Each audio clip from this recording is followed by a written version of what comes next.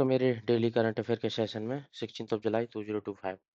तो यहाँ पे हम बात करें कुछ एमसीक्यूज के थ्रू करंट अफेयर्स का जो डेली बेसिस पे अपडेट होते हैं। तो स्टार्ट करते हैं दोस्तों। फर्स्ट एमसीक्यू होता है प्रधानमंत्री कौशल विकास योजना से रिलेटेड जो 4.0 अपडेट है रिसेंटली, वो किस पे फोकस करता है, उसका मतलब बेसिक फीचर क्या है, मेन फीचर क्या है जो किस पे फोकस कर रहा हो कौशल विकास योजना। वो मेनली इंटीग्रेट कर रहा है ऑन जॉब ट्रेनिंग और इंडस्ट्री से कनेक्ट करने की कोशिश कर रहा है। और ये किस इंडस्ट्री की बात कर रहा है, यहाँ पे ये बात कर रहा है AI, IoT and robotics, emerging technology से रिलेटेड इंडस्ट्रीज की। तो इसमें क्या करना है कि उनको अपने यूथ को इंडस्ट्री रेडी किया जा रहा है। जो न्यू इमर्जिंग टेक्नोलॉजी है उनके लिए उनको स्किल्स का जो गैप है उसको फुलफिल किया जा रहा है। और इनको ऑन ऑन जॉब ट्रेनिंग दी जा रही है इंडस्ट्री से डायरेक्ट लिंक बना के। तो इसका मेन पर्पज है 4.0 में क्या किया जा रहा है, एआई, आईओटी और रोबोटिक्स जैसी जॉब्स के न्यू इमर्जिंग टेक्नोलॉजी से रिलेटेड जॉब्स के लिए वो स्किल्स का जो गैप है उसको फुलफिल किया जा रहा है। सेकंड एमसीक्यू हो जाता है मिनिस्ट्री और न्यू एंड रिन्यूएबल एनर्जी के द्वारा एक रिपोर्ट लॉन्च की है। तो उसमें क्या बताया गया कि इंडिया ने कितना, how much percent of installed capacity from non fossil fuel India has achieved in 2025। Installed electricity capacity का कितना परसेंट नॉन फॉसिल फ्यूल से इंडिया ने अचीव कर लिया 2025 में, वो किया 50%। 50%। और यही कमिटमेंट किया था इंडिया ने पेरिस एग्रीमेंट में। बाई 2030 तक कमिटमेंट था, बट 5 साल पहले ही इंडिया ने इसको 50% of the installed capacity energy produce करने का नॉन फॉसिल फ्यूल से टारगेट था। इंडिया ने इसको 5 साल पहले कवर अप कर लिया। तो इस what does it shows, it shows commitment to clean energy, reduce reliance on fossil fuel and strengthen energy security. और इसके अंदर क्या क्या आते हैं, सोलर से, विंड से, हाइड्रो से, न्यूक्लियर से शेयर्स हैं इसके अंदर। थर्ड एमसीक्यू हो जाता है रिसेंटली सुप्रीम कोर्ट ने किस कंसेप्ट को रेफर किया फंडामेंटल राइट्स को being enforceable against other citizen. मतलब जनरली फंडामेंटल राइट क्या होते हैं, स्टेट्स के अगेंस्ट होते हैं, बट इसमें एक आर्टिकल को यहाँ पे इंक्लूड किया गया है जिसके अंदर फंडामेंटल राइट को सिटीजन एक दूसरे सिटीजन के अगेंस्ट यूज कर सकता है। तो यह बात कर रहा है हॉरिजॉन्टल एप्लीकेशन के बारे में। और ये आर्टिकल है 19। और इसका बात क्यों की जा रही है, क्योंकि जो इमर्जिंग टेक्नोलॉजी मतलब डिजिटल प्लेटफॉर्म को ज़्यादा, सोशल मीडिया जैसी प्लेटफॉर्म पे ज़्यादा लोग फ्रीली स्पीच और मतलब काफ़ी इन्वॉल्वमेंट हो गया है जनरल लाइफ में लोगों की। तो वहाँ पे फ्री स्पीच को लेके इस आर्टिकल को इन्फोर्समेंट में लाया गया है। और ये इसके इससे रिलेटेड एक केस भी है, कौशल किशोर केस। वहाँ पे सुप्रीम कोर्ट ने रिकॉग्नाइज किया है हॉरिजॉन्टल एप्लीकेशन को, meaning citizen can enforce certain right against other citizens. मतलब फ्री स्पीच का यूज करना है but while maintain the dignity of other individual like on social media platforms. तो यहाँ पे मतलब वर्टिकल वर्टिकल एप्लीकेशन क्या होती है, against state, but horizontal application person against person. और जब पर्सन स्टेट के अगेंस्ट जाता है जो वर्टिकल एप्लीकेशन हो जाती है। और जब हॉरिजॉन्टली मतलब पर्सन अगेंस्ट पर्सन होता है जब हॉरिजॉन्टल एप्लीकेशन हो जाती है। और इस केस का नाम याद रखना, कौशल किशोर केस क्या है, किस किस आर्टिकल से रिलेटेड है, आर्टिकल 19 से रिलेटेड है। फोर्थ एमसीक्यू हो जाता है रिसेंटली 6 साल का लो देखा गया है, कोई इंडिकेटर है उसको 2.10 पे जून 2025 में, वो इंडिकेटर है कंज्यूमर प्राइस इंडेक्स।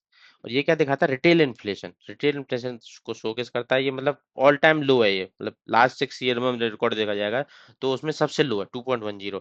तो इससे क्या दिखाई देता है, ये इंडिकेट करता है प्राइस कितना स्टेबल है इंडिया में, और हेल्प करता है गवर्नमेंट को एंड आरबीआई को मैनेज इकोनॉमी बेटर। और टारगेट आपको पता है 2 से 6% के बीच में रखना पड़ता है इंडिया, ये आरबीआई टारगेट रखती है इसको इन्फ्लेशन को कंट्रोल करने के लिए। तो ये एट लोअर लिमिट है 2.10, मतलब क्लोज टू लोअर लिमिट।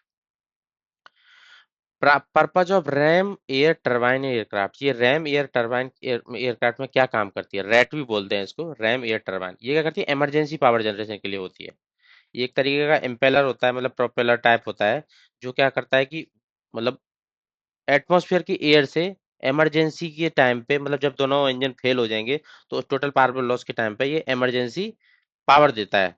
मतलब एक पावर जनरेट करने के लिए काम आता है इमरजेंसी सिचुएशन में, जब इंजन चल नहीं रहे बट इजीली, ताकि पायलट्स उसको इजीली लैंड करा सकें। तो उस टाइम के लिए रैट का यूज किया जाता है।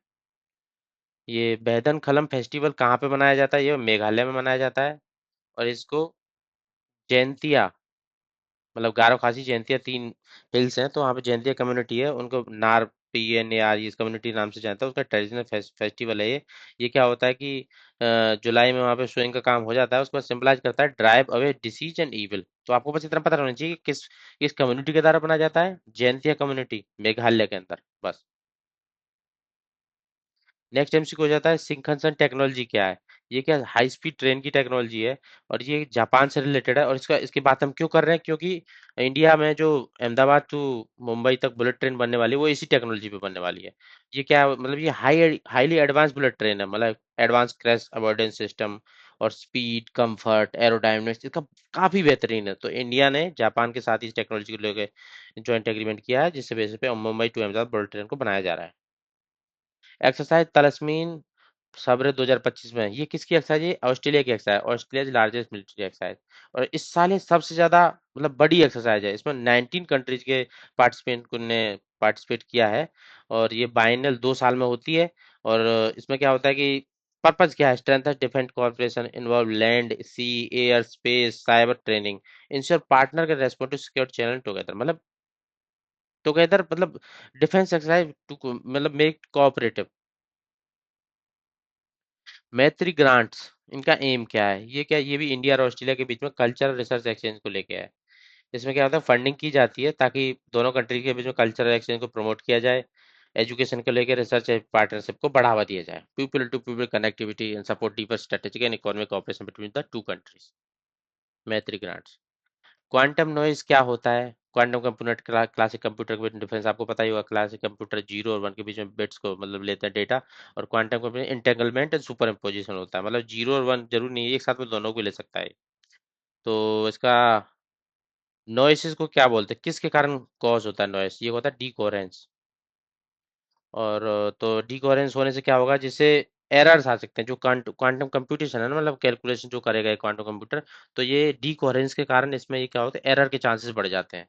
क्योंकि एरर के चांस क्यों बढ़ते हैं, क्योंकि ये डीकोहेरेंस जो होता है वो इंटेंगलमेंट और सुपर इम्पोज स्टेट को डिस्टर्ब करता है।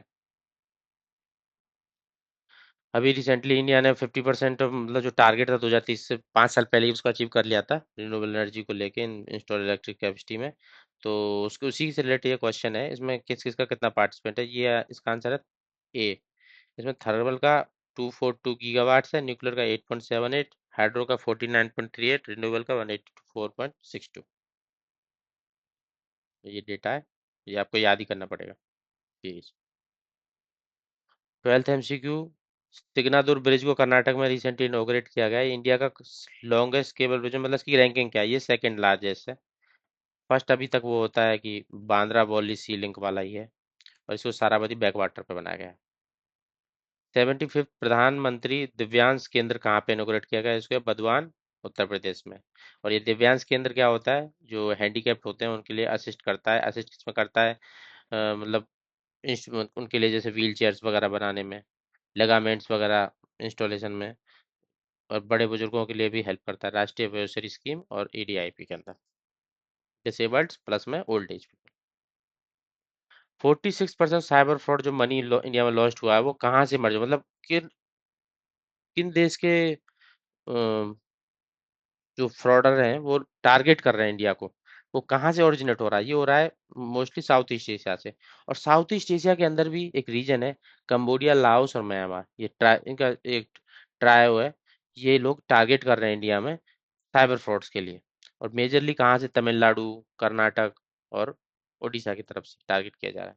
तो these were all the 14 questions relevant from today's current affair. If you like my content, subscribe for more. Stay updated. Stay. Thank you.